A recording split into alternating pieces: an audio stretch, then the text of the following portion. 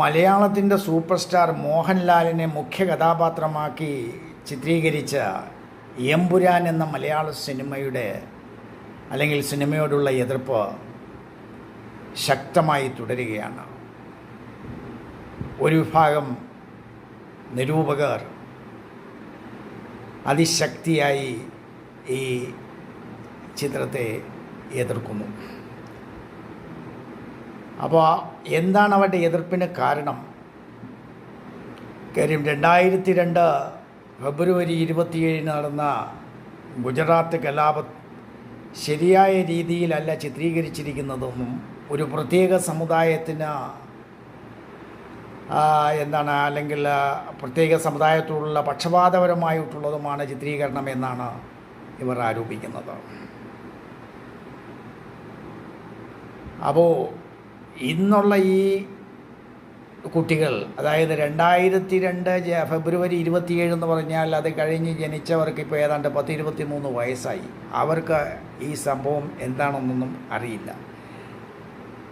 യുവതലമുറയുടെ മനസ്സിൽ നിന്ന് പോലും മാഞ്ഞുപോയ അല്ലെങ്കിൽ അറിയാൻ കഴിയാത്ത ഒരു സംഭവം വീണ്ടും സമൂഹത്തിലേക്ക് കൊണ്ടുവരുന്നതാണ് ഈ സിനിമ. ആ കാരണത്താൽ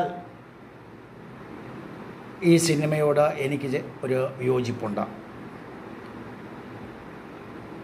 കാര്യം നമ്മളെപ്പോഴും ഒരു സിനിമ ചിത്രീകരിക്കുമ്പോൾ നമുക്ക് ആവിഷ്കാര സ്വാതന്ത്ര്യമുണ്ട്, മറ്റതുണ്ട്, മറിച്ചതുണ്ട് എന്നൊക്കെ പറയുന്നു ഈ ജനാധിപത്യ രാഷ്ട്രത്തിലൊക്കെ ശരിയാണ്.